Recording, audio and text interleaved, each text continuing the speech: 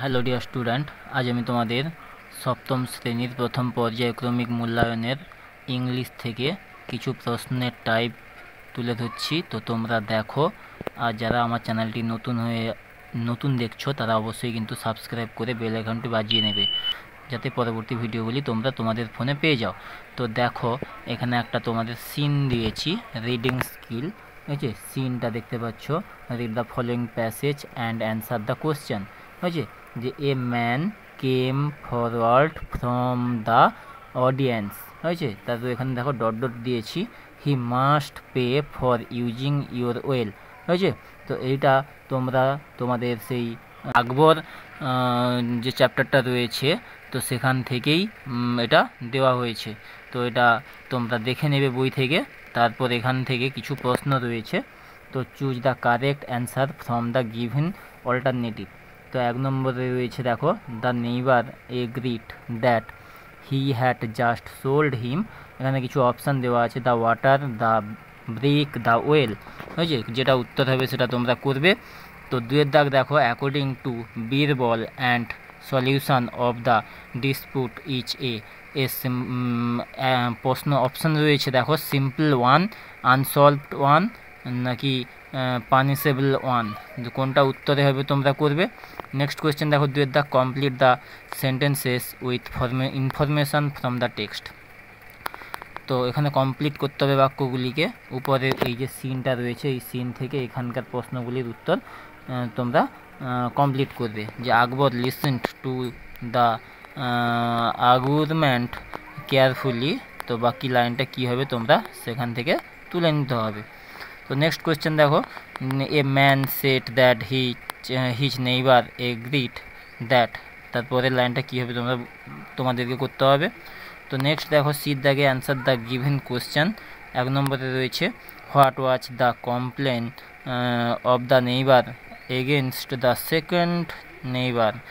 যে মানে প্রথম প্রতিবেশীর অভিযোগটা দ্বিতীয় প্রতিবেশীর বিরুদ্ধে যে কী অভিযোগ এনেছিল সেটা তোমাকে উত্তরে লিখতে হবে।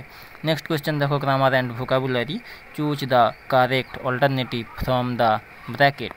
তো ইট ওয়াচ, এখানে অল্টারনেটিভ আছে, কোনটা হবে তোমাকে বসাতে হবে। 9 o'clock he came here. Next question দেখো, এন্টার, বাই, টু, ইন, কোনটা বসবে তোমাকে বসাতে হবে, দ্য ডোর। হয়েছে, তো নেক্সট কোয়েশ্চেন দেখো, এখানে 3 দাগ দেখো, যে Romila Thapar each a and the famous historian. কোনটা হবে তোমাকে বসাতে হবে। তো 3 দাগ দেখো, fill in the blanks with of appropriate words given in the list. যে নিচে তোমাদের একটা লিস্ট দেওয়া আছে, ওই লিস্ট থেকে দেখতে পাচ্ছ যে এই লিস্ট রয়েছে, এই লিস্ট থেকে তোমাদেরকে উপরের ফাঁকা ঘরে কোনটা কোথায় বসবে তোমাকে বসাতে হবে। ঠিক আছে, তো তোমরা একটু দেখে নাও, ভিডিওটি বড় হয়ে যাচ্ছে, যার জন্য আমি আর তোমাদেরকে বেশি ডিটেলসে বলছি না।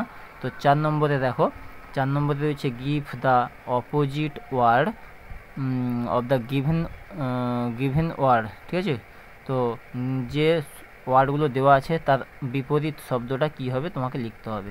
ঠিক আছে, অ্যালাইভ আর রাস্টিক, এই দুটোর অপোজিট ওয়ার্ড কী হবে তোমাকে লিখতে হবে। তারপর নেক্সট কোয়েশ্চেন 5 নম্বরে দেখো, writing skill, write a story using the following point দেওয়া আছে, crow looking for water, thirsty, finds a pitcher, water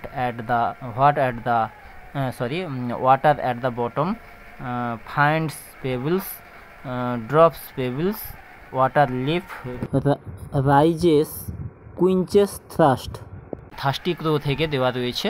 এটা তোমরা ওই পয়েন্টগুলো দেখে তোমাকে করতে হবে। নেক্সট কোয়েশ্চেন দেখো, অথবা দেওয়া রয়েছে, তুমি যদি রাইটিং স্কিলটা না করতে পারো, না স্টোরিটা না লিখতে পারো, তাহলে তোমাকে নিচে একটা লেটার রয়েছে, যে writing a letter to your friend inviting him to your birthday. তো তোমার জন্মদিনে তুমি তোমার বন্ধুকে আমন্ত্রণ জানাচ্ছ, সেই নিয়ে তোমাকে একটা চিঠি লিখতে হবে। ঠিক আছে, তো আজকের ভিডিওটি এইটুকু। Thanks for watch.